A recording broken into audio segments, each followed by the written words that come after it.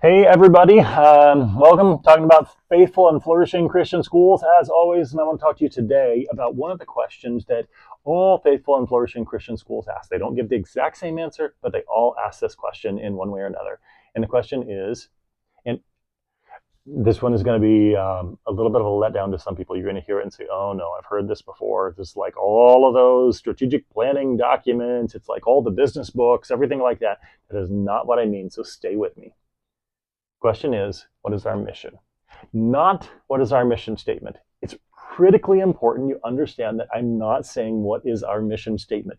I'm saying what is our mission. Let me describe the difference. A mission statement is oftentimes, here's how it works. You have a group of people, you're working on a strategic plan, you're doing a sort of a refresh of your strategic plan, and or maybe you're just in the formation of your school and you get together and you have a group of people. Usually it's not everyone in the organization, it's a smaller group of people, and they get together and they wordsmith, and maybe they have someone come in and say it needs to be 18 to 25 words, it needs to start with an action verb, have all these different rules. And I'm not trying to mock that. Mission statements can be incredibly helpful, very valuable.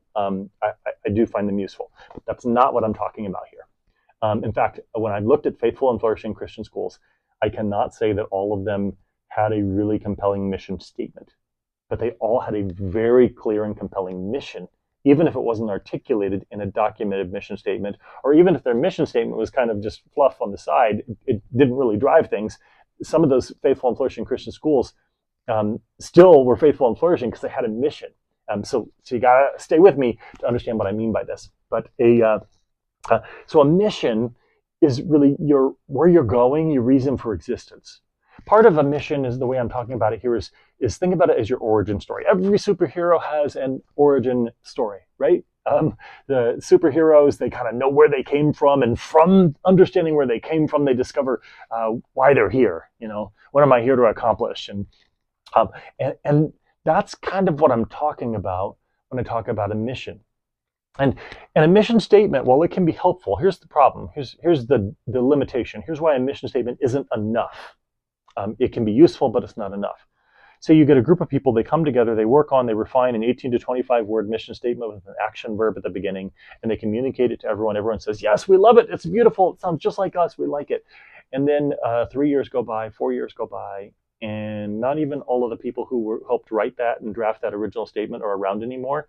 And sometimes you look at the mission statement, and you look at word number 4, and you're like, why did we include that word? Oh, here's what it means. Here's what it means to me.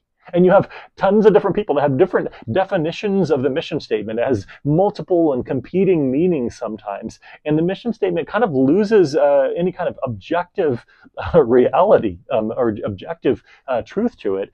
And it just becomes kind of almost a poetic expression of people's personal interpretation of why the school is around or why it exists or something like that. And people will attach the mission statement to things that they're doing, but it's almost like a kind of a poetic exercise or a romantic exercise, but it's not really something that's grounding and that keeps you accountable and keeps you centered upon why you're actually here and what you're trying to do and get done, and your reason for existence. And so a mission is something that's something deeper. And while mission statements can help you get there, clarifying your mission, knowing why you exist, and making sure that everyone else knows why you exist and why you're good on the board, that is a long game. It takes a lot of work. It takes a lot of time. If you're coming in as a leader to a school that's been around for a long time, and maybe it's deviated from its original mission, or there's not a clear mission, it's a lot of time and effort and work to get people toward a shared mission. But I will say this, when you get there, and when you get to a school that has a really clear mission, it is so evident. It's beautiful, and it's incredibly evident. You know it because lots of people can talk about it, lots of people can describe it, like the differentiation I've talked about in a prior video. You can ask faculty and staff and students and others, and they can articulate the mission with a lot of depth and clarity. It's quite impressive when you've gotten to this place and you've gotten to a place where the mission is really clear. And it's not just encapsulated by a specific set of words like a stated mission statement. Well, that can be part of it. It's also represented by the stories that people tell, the kinds of phrases that people use. When you get to schools that have a really clear, deep, substantial, formative, shaping, motivating mission, you find um, that they have lots of different stories that they share, and they like to repeat the stories and talk about them together. And they have common phrases like, around here, we often say this. There was a Christian school I interviewed for another book that I wrote where they talked about all roads lead to the nave. And everybody knows what that means at that school. Maybe in other places you wouldn't have an idea. All roads lead to the nave? What does that mean? But it's like a code word that everyone in the community knows, and it points them to part of their mission, part of their reason for existence, part of their shared philosophy, part of who they are. And you will find that about Christian schools. The university where I am right now is it's pretty amazing because the relationships are deep. It's hard to be a student at our university and not walk away with some lifelong friends. And the faculty kind of hold one another accountable for not just being people who grade papers and give lectures, but they're actually interested in the names and the lives of their students, and they're invested in them in and out of class. Now, some faculty more than others, depending upon their station in life and other things like that. It's not uncommon for students to be invited over to a faculty member's house for dinner, for example. That's actually part of the mission at this institution. There's a kind of relational ministry component, a kind of Christian mentorship that we realize can't just happen in a classroom in desks and rows, but it requires being part of a larger community and the faculty being engaged with the students in that way. That's what I'm talking about when I say, what is your mission? That's what, if you're really interested in being a high impact Christian school or remaining one, and you want to be a faithful and flourishing Christian school, then this is what it involves. It involves actually asking this question about what is our mission, and trying to cultivate a type of culture where people are thinking about that, talking about it, where you have these layers of stories that point people to the mission.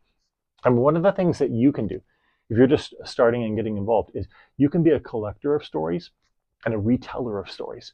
And you start telling these stories over and over again and repeating them, and you can get a coalition of the willing who are storytellers, and you kind of curate the stories that amplify the mission that's most fundamental to who you are. And that storytelling over time becomes quite powerful. And even kinds of statements like, well, this is who we are. This is why we do things. When you go into these high impact Christian schools, it's always fascinating when I say, well, what happens if someone isn't on board with your mission? They're like, well, they don't stay. I'm like, why? It's because it permeates everything we do. We're talking about it all the time. Why would someone stay if they didn't like our mission? They didn't believe in it. It would be exhausting. It would be infuriating. It would be, it just would be intolerable for someone that didn't like or believe in or want to be part of that mission, because it just is talked about so much all over the place. And that's what we're talking about. It's actually a good thing. I mean, you don't want people leaving left and right. I guess maybe if maybe if you don't have the right people, maybe there's a need for some shifts and adjustments. But ideally, when you get to this place, a lot of people stay because of these shared stories and this shared mission and so forth. And one thing that you'll find is in a school that's struggling with some cultural challenges, and it's not uncommon in great Christian schools as well, is that there can be a coalition of people that try to tell a new story. And while maybe they're even on board with the stories of the core mission, they begin to tell a conflicting story that adds tension and pressure in the organization. And they become kind of the keepers of the story, and they start telling the story, and it builds a kind of dissension within an organization. And that's really important to address. Storytelling matters. And it matters significantly in where your school's going to go. And having people who are on board and they have shared stories, they can tell their own version of stories, they contribute to new stories that amplify the mission. That's really, really important. And of course, the mission then begins to show up in the policies and procedures and practices and curriculum and other things like that as well. All right, that's all I have for you for this one. We're going to keep going. I think I'm going to do another video too on mission, because there's some different pieces to it that I think we can tease out.